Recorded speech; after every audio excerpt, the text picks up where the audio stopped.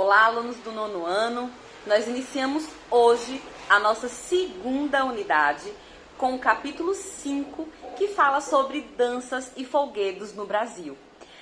A gente vai iniciar essa aventura, né, para conhecermos essas danças típicas, essas manifestações culturais que ocorrem ao longo desse nosso Brasil, nessa grande extensão territorial que nós temos.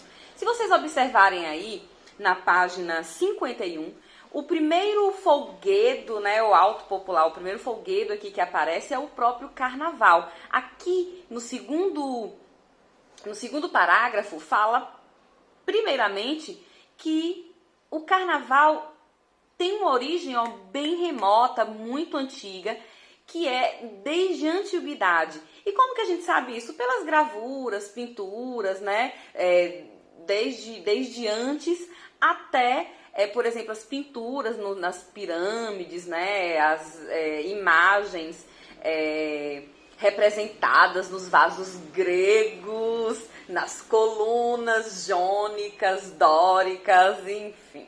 Então, a gente tem o carnaval que desde a antiguidade, eu digo que desde o período paleolítico, neolítico, já existiam essas manifestações, né, do corpo, de festas e de, enfim, eu costumo dizer o seguinte: se há pessoas reunidas para celebrar, vai ter dança e vai ter música, né? Ainda falando sobre o carnaval, o livro aborda primeiramente sobre a questão das maravilhosas escolas de samba, né, e que há vários elementos que são observáveis, por exemplo, as alegorias, né, os enfeites, os carros alegóricos, as fantasias, ou até mesmo a questão da própria dança, né, das passistas, da porta-bandeira, do mestre-sala, e toda a organização, né, da festa, do desfile, com um samba enredo que conta uma história, e há várias alas, né, nesse cortejo, nesse desfile, representando a história que é abordada no enredo desse samba. Ainda falando sobre carnaval, o livro aborda aqui, na página 52, sobre duas festas relacionadas ao carnaval. Uma é aqui em Salvador, né, que é o maior festa de rua, enfim, que atrai grandes turistas. E o que a gente tem aqui no carnaval, né? Muita dança, muita alegria, muita música, trios elétricos, ponto icônico, né? Blocos de rua e os afoxés, né? Então, os cantos são executados nos cortejos de afoxé, e os mesmos, né? A gente tem o que aqui? A inserção de uma cultura afro-brasileira. Ainda falando sobre carnaval, a gente tem o carnaval do Pernambuco, em que nós temos o próprio frevo, né? Que é a dança, toda uma questão estética, né? Quando a gente fala dos bonecos gigantes de Olinda, né? Que é um ícone, que é uma marca do carnaval. E, além do carnaval, uma outra festa aqui do Brasil, né, Yoda? É a festa do boi, né? Então, a festa do boi gira em torno de uma lenda, né, de um escravo que pegou o boi do fazendeiro porque a esposa estava querendo comer a língua do boi, e o boi era um boi precioso, o nome do boi era Precioso, né? E aí o fazendeiro, o seu Francisco, o pai Francisco, ficou desesperado com aquilo, né? Porque, como é que pega o boi do fazendeiro? E aí, nessa história, o pai Francisco apela para os pajés, né, e curandeiros para que ressuscite o boi. E ressuscita o boi, o fazendeiro fica feliz, perdoa o pai Francisco, e vira essa festa maravilhosa, que inclusive, quando eu era criança, eu ia muito ao distrito do França, em Miguel Calmon, todo ano, para ver essa festa do boi que tinha lá. Não sei se está acontecendo ainda. Se tiver, eu espero que sim, porque é uma festa belíssima, uma festa maravilhosa.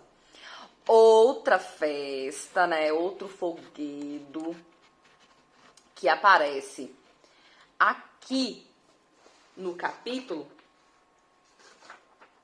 é a Folia de Reis. Eita, mas eu já fui feliz nas Folias de Reis.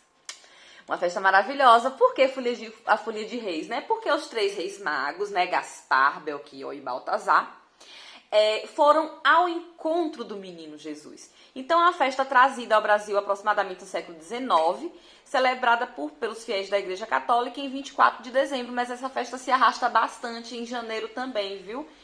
Muito doce, muita viola, a gente tem, né, os grupos que encenam esse auto religioso que é formado por mestre, contramestre, os 3 reis magros, os alferes, né? Então, é uma festa belíssima. Outra festa interessante aqui no Brasil é a Congada, que é uma manifestação folclórica e religiosa afro-brasileira, trazida ao Brasil pelos africanos escravizados no período colonial, né? Então, essas congadas normalmente são realizadas no centro e no sul do Brasil, que são os cortejos religiosos, em homenagem a São Benedito, a Nossa Senhora do Rosário e a Santa Ifigênia. Então, nesses cortejos, eles entoam cantorias, acompanhados por instrumentos musicais, né, de percussão, viola caipira, viola, cavaquinho, acordeão, né? Então, tem uma espécie de dança-cortejo. Aqui no livro ainda fala sobre acavalhadas, né, que é uma outra manifestação, né,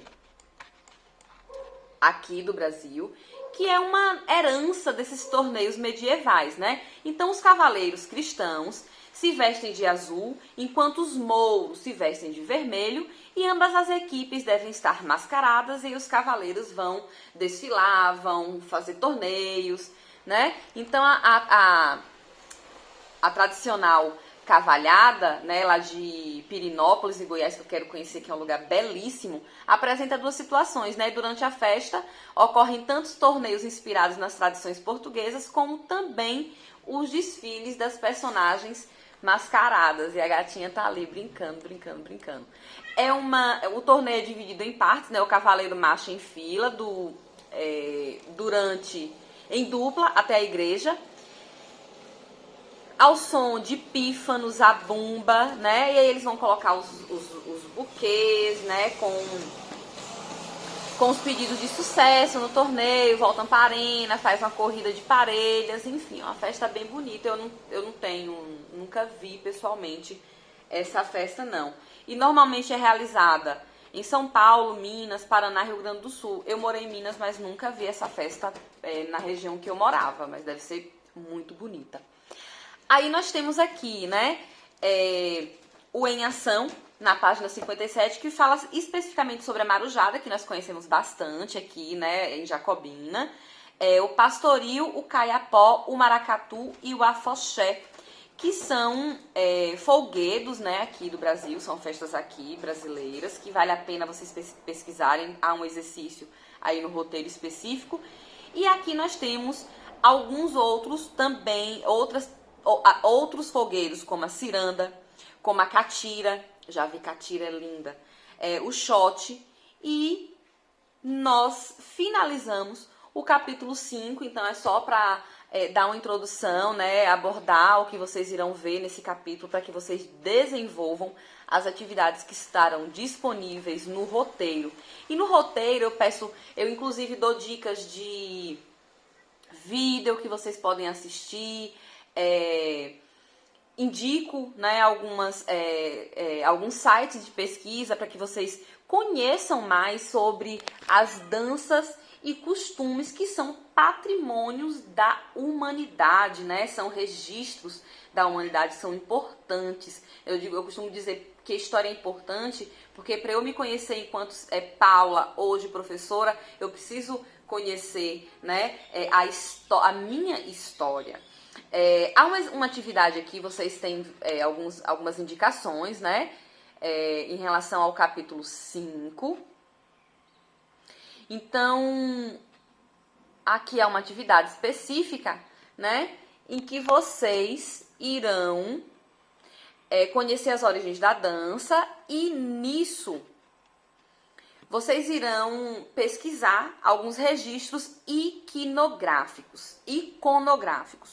O que são esses registros? Uma foto, né? Ou uma pintura de uma tela. Por exemplo, aqui no livro de vocês, na página 60, há três telas aqui. Uma é de Rugendas, outra é da Ângela Maria. Então, essas telas representam o dia a dia, né, dos povos brasileiros. E aqui, nessas telas, foram pintadas, né, festas típicas. Por isso que são chamados de registros iconográficos. Então, aqui, por exemplo, na obra de Rugendas, os foguetes populares já eram praticados no Brasil popular e as festas brasileiras são bastante presentes nas artes visuais, como aqui nós temos telas, né, que representam essas festas. Então, é isso que são exemplos de registros iconográficos. É um registro, pode ser uma fotografia, pode ser um vídeo, pode ser uma tela, né? Então, mais específico do que? De algo típico da região. Então, vocês irão pesquisar um registro iconográfico, escolher um que agradou vocês e postar no Instagram, no story de vocês, junto com o nome, quem é o artista que fez aquela imagem, né? Aquela pintura, por exemplo, o nome da obra e o nome do artista. Deixa-me ver se tem mais alguma atividade aqui. Não, é só essa mesma. Então, pessoal, deixo por aqui um forte abraço para vocês e a gente se encontra, né, nas transmissões ao vivo, em outros vídeos. Estou por aqui na rede social, internet. Um forte abraço e até mais!